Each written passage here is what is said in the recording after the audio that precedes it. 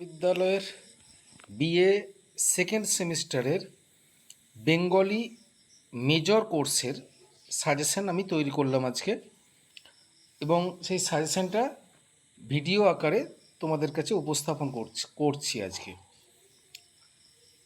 দেখো, ভিডিও শুরু করার আগে আমি তোমাদেরকে একটা কথা বলি যে আমার চ্যানেলটা যারা দেখছো, এই ভিডিওগুলো যারা দেখছো তা অথচ সাবস্ক্রাইব করোনি, তোমরা খুব শীঘ্রই সাবস্ক্রাইব করে নাও, লাইক করো, কোনো প্রবলেম থাকলে কমেন্ট করো, কিছু জানার থাকলে কমেন্ট করো, বা কিছু প্রশ্নের প্রশ্ন থাকলে কমেন্ট করো। আর তোমাদের যদি কোনো ভিডিও নতুন করে করার প্রয়োজন হয় সেটাও বলতে পারো তোমরা।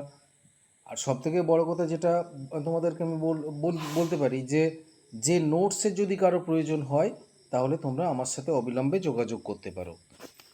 আচ্ছা, এবার দেখো, Burdwan university BA second semester Bengali suggestion 2024 major course Bangla সাহিত্যের ইতিহাস প্রাচীন ও মধ্যযুগ। প্রথমে 5 নম্বরের কোশ্চেন। দেখো, 5 নম্বরে কোশ্চেন আর 10 নম্বরে কোশ্চেন আমি ভাগ করে দিয়েছি ঠিকই, তোমাদেরকে একটা জিনিস এমন ভাব তৈরি করতে হবে যে 5-এ পড়লেও যা উত্তর করতে হবে 10-এ পড়লেও তাই উত্তর হবে। আমার উত্তরগুলো সেইভাবেই তৈরি করা আছে, আমি যে নোটসগুলো ছাত্রদেরকে দিই সেগুলো সেভাবেই তৈরি করা আছে যে 5-এ উত্তর করলেও খুব বেশি হবে না, আর 10-এর উত্তর করলেও খুব কম হবে না। 5-এ উত্তর করলেও ভালো নম্বর পাবে, আর 10-এ উত্তর করলেও সে একই উত্তরেই ভালো নম্বর তুলবে। তো তাই 5 নম্বরে যে ভাগগুলো করেছি, 5 নম্বরে যে কোশ্চেনগুলো আছে সেগুলো বলা যায় না, কিছু কিছু ক্ষেত্রে 10-এও ফেলে দিতে পারে। আবার 10 নম্বরের যে প্রশ্নগুলো আছে সেগুলো বলা যায় না, কিছু কিছু ক্ষেত্রে 5-এও ফেলে দিতে পারে। কাজেই তোমাদেরকে এমন ভাব তৈরি করতে হবে যাতে 5 নম্বর কোশ্চেন এবং 10 নম্বর কোশ্চেন যাতেই পড়ুক একটা উত্তরই লিখবে। কারণ এই 5 নম্বরের জন্য আলাদা একটা মুখস্থ করবে, আবার 10 নম্বরের জন্য একটা আলাদা মুখস্থ করবে, সেরকম যেন না হয়। তাতে সময় নষ্ট হবে ফালতু, এবং কাজের কাজও কিছু হবে না। তো আমার নোটগুলো সেভাবেই তৈরি করা আছে, যদি তোমাদের কারো প্রয়োজন হয় তোমরা আমার সাথে যোগাযোগ করতে পারো। আচ্ছা দেখো, এবার কোশ্চেনে চলে যাচ্ছি, সাজেশনে। প্রথম প্রশ্নটা হচ্ছে, বাংলা সাহিত্যের ইতিহাসকে কয়টি যুগে বিভক্ত করা হয়েছে ও কী কী? প্রত্যেক যুগের একজন করে প্রতিনিধি স্থানীয় কবি ও তার কাব্যের পরিচয় দাও। বাংলা সাহিত্যে শ্রীকৃষ্ণ কীর্তন কাব্যের গুরুত্ব লেখো, সংক্ষেপে এই কাব্যের কাহিনী বিশ্লেষণ করো। ভাগবতের শ্রেষ্ঠ অনুবাদক কে, সংক্ষেপে তার কাব্যের পরিচয় দাও। কৃত্তিবাস কে ছিলেন, তার কাব্যের জনপ্রিয়তার কারণ বিশ্লেষণ করো। মহাভারতের শ্রেষ্ঠ অনুবাদক কে, সংক্ষেপে তার কাব্যের পরিচয় দাও। বাংলা সাহিত্যে চৈতন্যদেব কতটা প্রভাব বিস্তার করেছিল তা সংক্ষেপে লেখো। এটা করেছিলেন করতে হতো, এটা বিস্তার করেছিলেন তা সংক্ষেপে লেখো। চৈতন্য জীবনী গ্রন্থ হিসেবে জয়ানন্দ ও লোচন দাসের কাব্যের পরিচয় দাও। বৈষ্ণব পদাবলীর কবি হিসাবে বলরাম দাসের পরিচয় দাও। চণ্ডীমঙ্গল কাব্যের কবি হিসেবে দ্বিজমাধবের পরিচয় দাও। মনসামঙ্গল কাব্যের কবি হিসেবে কেতকা দাস ক্ষেমানন্দের পরিচয় দাও। বাউল গান রচয়িতা হিসেবে লালন ফকিরের পরিচয় দাও। এই 11টা আছে 5 নম্বরের কোশ্চেন। এই 11টা যে 5 নম্বরেই পড়বে তার কোনো কিন্তু গ্যারান্টি নেই, 5-এর জায়গায় 10-এও ফেলে দিতে পারে। কাজে সেইভাবেই তোমাদেরকে তৈরি থাকতে হবে। এবার 10 নম্বরের কোশ্চেন। সপ্তদশ শতাব্দীর আরাকান রাজসভা দুজন মুসলমান কবি ও তাদের কাব্যের পরিচয় দাও। এটা হচ্ছে দৌলত কাজী ও সৈয়দ আলাওল।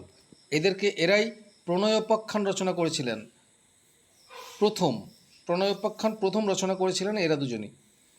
শাক্ত পদাবলীর কবি হিসাবে কমলাকান্ত ভট্টাচার্য এবং রামপ্রসাদ সেনের পরিচয় দাও। মনসামঙ্গল কাব্যের প্রধান কবি হিসাবে বিজয়গুপ্ত ও নারায়ণ দেবের পরিচয় দাও। এগুলো দেখো, রামপ্রসাদ সেন, কমলাকান্ত ভট্টাচার্য আলাদা আলাদা করে 5 নম্বরেও ফেলতে পারে, আবার বিজয়গুপ্ত এবং নারায়ণ দেবও আলাদা আলাদা করে 5 নম্বরেও ফেলতে পারে। আচ্ছা, চণ্ডীমঙ্গল কাব্যের শ্রেষ্ঠ কবিকে, সংক্ষেপে তার কাব্যের পরিচয় দাও। এটা হচ্ছে মুকুন্দ চক্রবর্তী। চৈতন্য পূর্ববর্তী বৈষ্ণব কবি হিসাবে বিদ্যাপতির পরিচয় দাও। চৈতন্য পূর্ববর্তী বৈষ্ণব কবি হিসাবে চণ্ডীদাসের পরিচয় দাও। চণ্ডীদাসের ভাবশিষ্য কাকে বলা হয়, সংক্ষেপে তার কাব্যের পরিচয় দাও। ভারতচন্দ্র ও তার অন্নদমঙ্গল কাব্যের পরিচয় দাও।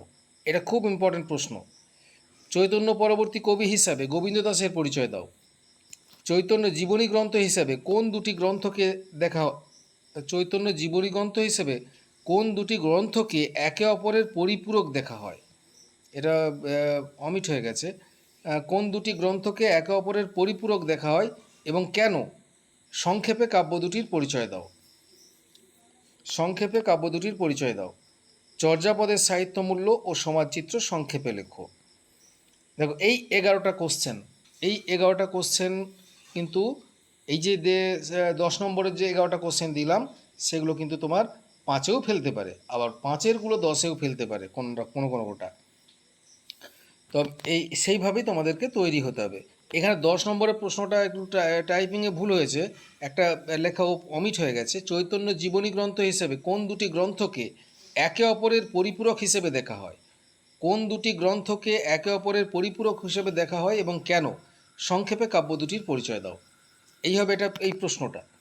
আচ্ছা, এই হলো বড় কোশ্চেনের সাজেশান, সেকেন্ড সেমিস্টারের বড় কোশ্চেনের সাজেশান মেজরের। এর পরবর্তী ভিডিওটা আমি করব, পরবর্তী ভিডিওটা করব সেকেন্ড সেমিস্টারে। যে পরবর্তী ভিডিও হবে সেটা হচ্ছে ওই সেকেন্ড সেমিস্টারের মেজর কোর্সের বাংলা সাহিত্যের ইতিহাসের শর্ট কোশ্চেনের উপর সাজেশান। তোমরা তৈরি থেকো। তোমরা কিন্তু, আমি তোমাদেরকে গ্যারেন্টি দিয়ে বলছি, এই কোশ্চেনের বাইরে কোনো কোশ্চেন পড়বে না, তোমরা 100% কমন পাবে। আর লিখতে পারলেই হলো, তোমরা ঠিকঠাক লিখে আসবে, তাহলেই দেখবে নম্বরও ভালো পাবে। আর এর পরের ভিডিও আমরা দেবো সেকেন্ড সেমিস্টারের মাইনর কোর্সের সাজেশান। মাইনর কোর্সের সাজেশান দেবো বা সেকেন্ড সেমিস্টারের। তারপরেই শর্ট কোশ্চেনের দুটো কোর্সেরই মেজর এবং মাইনর দুটো কোর্সেরই আলাদা আলাদা করে দুটো ভিডিও করব, সেটা হচ্ছে শর্ট কোশ্চেনের উপর।